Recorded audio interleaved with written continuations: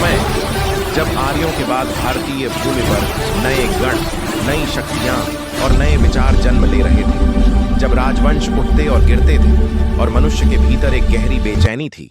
जीवन क्या है, दुख क्या है और मुक्ति का मार्ग कहां है? इसी आध्यात्मिक हलचल के बीच एक ऐसा प्रकाश जन्म ले रहा था जो आने वाले हजारों वर्षों तक भारतवर्ष की चेतना को दिशा देगा। यह था जैन धर्म का उदय।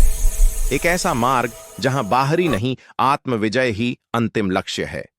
जैन धर्म के प्रथम तीर्थंकर थे ऋषभदेव, किंतु जिस दिव्य व्यक्तित्व ने इस परंपरा को स्पष्ट दर्शन और अनुशासन दिया, वे थे 24वें तीर्थंकर भगवान महावीर। महावीर का जन्म 540 ईसा पूर्व में वैशाली के कुंडग्राम में हुआ। पिता क्षत्रिय राजा सिद्धार्थ, माता त्रिशला जो लिच्छवी गणराज्य से थीं। पत्नी का नाम था यशोदा और पुत्री प्रियदर्शना।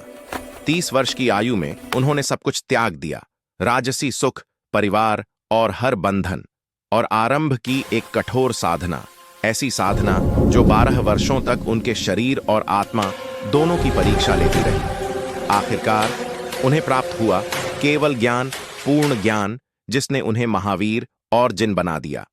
महावीर की शिक्षाएं सरल थीं, पर उनका पालन असाधारण साहस मांगता था।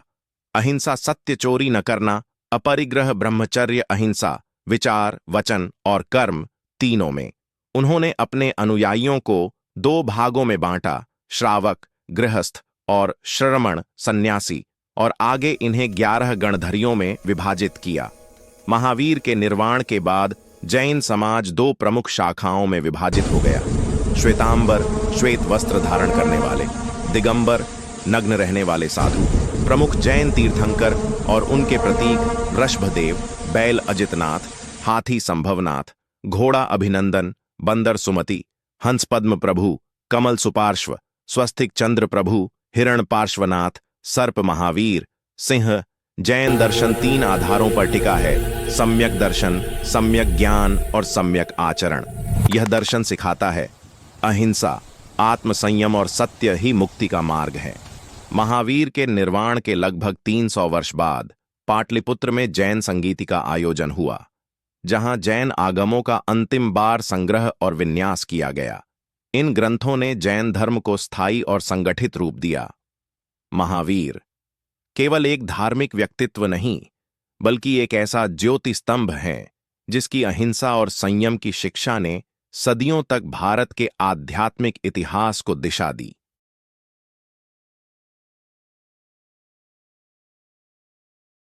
अगर आपको यह वीडियो अच्छा लगा हो तो लाइक और सब्सक्राइब कीजिए।